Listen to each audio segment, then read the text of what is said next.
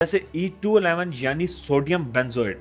ये फ्रिजी ड्रिंक्स और सॉसेज में यूज होता है, लेकिन जब ये विटामिन सी के साथ रिएक्ट करता है तो कैंसर कॉजिंग कंपाउंड्स बना सकता है। WHO के मुताबिक इनका ओवर यूज हेल्थ के लिए खतरनाक हो सकता है।